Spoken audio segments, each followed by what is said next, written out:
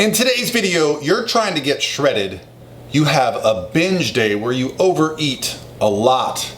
Now, what do you do? Hey guys, what's going on? This is Paul Ravella from ProPhysique.com. In today's video, we're going to address how to handle an overeating period or a binge or something that has thrown you off track on your course to getting shredded. And today's question comes from right here on my Instagram direct message. So if you'd like to get some questions answered, go ahead, send me a direct message and I'll get to them. And then the goal is really to share the information with you guys. So this channel is all about helping everyone with their fitness goals, whether that comes to our transformation challenge where we just gave away $5,000. And if you'd like to be involved in the next one, I'll put a link below so you get notified when we're starting that. But hit the subscribe button. It's what I love to do here on the YouTube. Now today's question, I'd like to read it to you so we can discuss exactly where I see things going, and then I'll break it down in as much detail as I can for you guys. I have a question for you about overeating. I'm doing my first prep for an upcoming show in November, and for the last few days I've been on a very low carb cycle. But today I probably ate over 3,000 calories binge eating. I had a salad for lunch, then I ate a whole jar of peanuts, 5 donuts, a waffle, 7 eggs, and a steak. How do you recover from this kind of overeating? The worst of it was the amount of fats and carbs I consumed, and I'm worried it's going to affect everything I've been trying to achieve on this prep. What do you do after this kind of consumption to get back on track and lean out? Well, first things first. Let's talk about why it happened. You mentioned there was a couple low day cycles there, and then you binge ate. Now, what I really try to focus on with my clients is why did it happen? What got us to this point where we just broke? Because we all have a breaking point, right? When it comes to losing body fat, when it comes to kind of any goal we have in our life, typically there's gonna be a point where stress and maybe hunger and fatigue are gonna wear us down. You only have a limited amount of willpower. Your willpower will break. Usually it's gonna break in the evening after you've had a long day, stressful day, things aren't going well, you say F it, you do that, you have all that food, and then you start to immediately have regrets. Now, what we don't wanna do is let that regret get the best of us, because here is what we can actually do.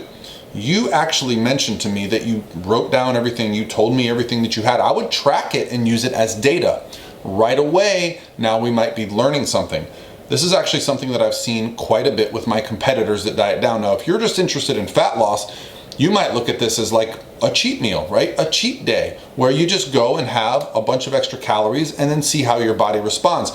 If you beat yourself up psychologically telling yourself that you're a failure because you overate, well, that's just gonna lead to compounding issues. You're gonna just start to feel bad, overeat again, and before you know it, you're kind of back where you started, right? However, if you look at this and go, okay, I can learn from this. What are the benefits I can take away from this? Well, first of all, I can promise you this. Your workout the next day, amazing. You're gonna get a great pump. You're gonna be stronger in the gym.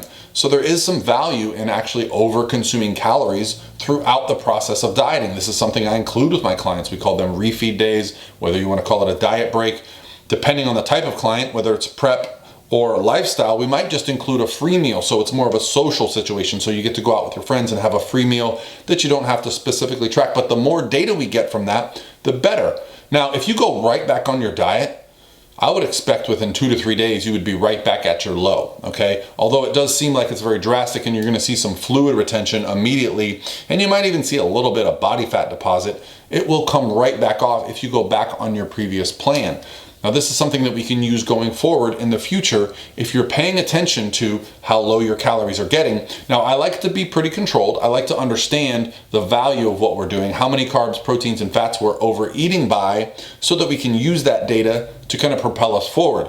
Because as we've seen with many of the studies, such as the Matador study, a linear fat loss phase, meaning you're always in a deficit throughout the fat loss phase, does not go as well as a fat loss phase where you actually maintain along the way, okay, using these types of diet breaks. And so you can do this with a 1 or 2 day refeed. You could perhaps do it with a free meal, however it works best for you. But don't beat yourself up, because it is certainly a part of the process to be very hungry and very fatigued.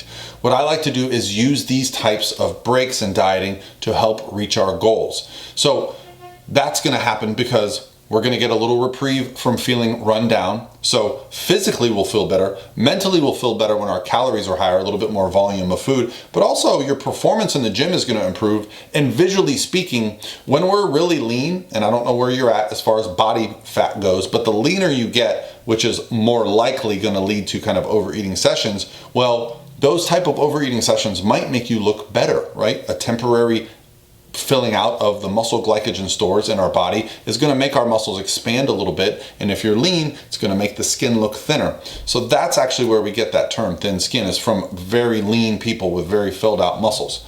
Okay, so it just depends where you're at. The most important thing that you can do is try to figure out what led to it, right? What was the moment that you just said, F it, I'm done with this, right? What were the foods that you kind of went to for that reason? You might need to look at your approach to dieting. This is where I commonly see people who are using a very restrictive approach to dieting, meaning they only eat 5 or 7 foods every single day for months at a time.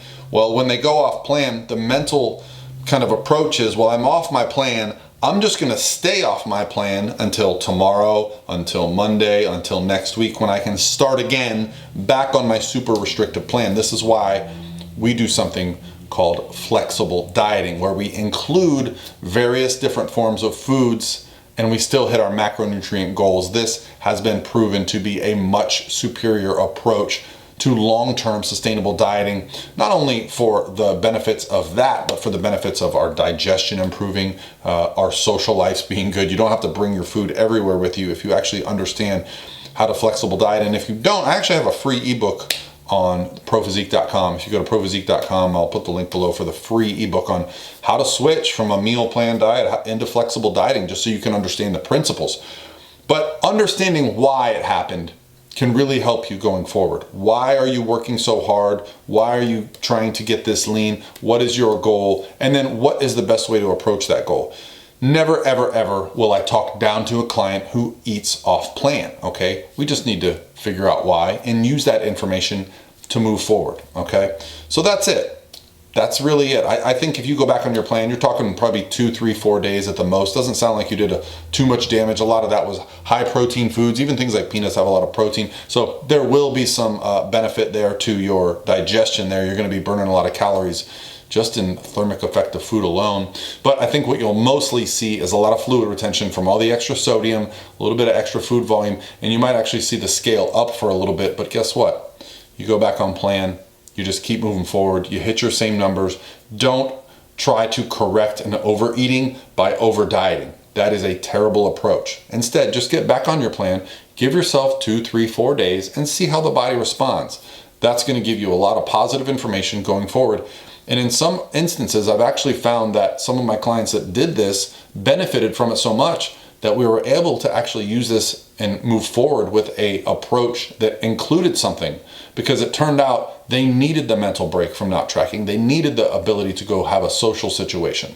Okay, that's it. On the path to shredded, there is no kind of one size fits all. It's got to be what works for your lifestyle and your approach. And if you're working with a coach, be honest with that person. But understanding that, we need to look at the big picture. Don't just get caught up in the minutia of day-to-day stuff. Look at the big picture of how you're taking this approach to get shredded. And if you want to sign up for the next 90-day transformation challenge, I did put the link below for you guys. It's only going to notify you of the challenge, nothing else. Okay, so if you put a link, you get an email saying, hey, we're going to start the 90-day challenge in X amount of days. That'll give you some time to get ready for it. And I'm excited for it, guys. So I'll talk to you tomorrow.